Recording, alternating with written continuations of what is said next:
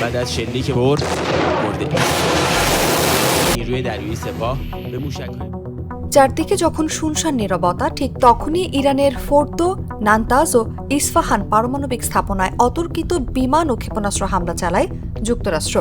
আর এই হামলার মধ্য দিয়েই গেল 10 দিন ধরে চলা ইরান ইসরায়েল সংঘাতে সরাসরি জড়িয়ে পড়ল ট্রাম্প প্রশাসন।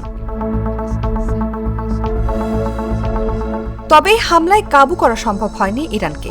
ইতিহাস বলে এত সহজে মাথা নোয়াবার জাতি নয় ইরানিরা। যুক্তরাষ্ট্রের হামলার জবাবে রোববার সকালে ইসরায়েলে ড্রোন ও ক্ষেপণাস্ত্র হামলা শুরু করে ইরান। ইসরায়েলের প্রতিরক্ষা বাহিনী আইডিএফ জানায় রোববার সকালে ইরান থেকে একাধিক ব্যালিস্টিক ক্ষেপণাস্ত্র নিক্ষেপ করা হয়েছে।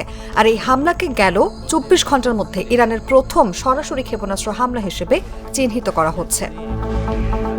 যদিও আইডিএফ দাবি করে ইরান থেকে ইসরায়েলে ছোড়া দুটি ড্রোন কিছুক্ষণ আগে ইসরায়েলি বিমান বাহিনী গুলি করে ভূপাতিত করেছে। যদিও ইরানের ড্রোন হামলার কারণে দক্ষিণ আরাফা অঞ্চলে সাইরেন বেজে ওঠে।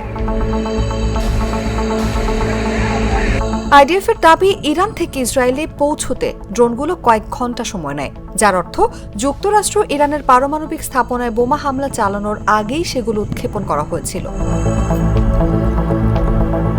তবে ইসরায়েলের বক্তব্য যাই হোক, চলমান এই উত্তেজনার মধ্যে এই হামলা ইসরায়েলের জন্য আরও একটি বড় ধাক্কা।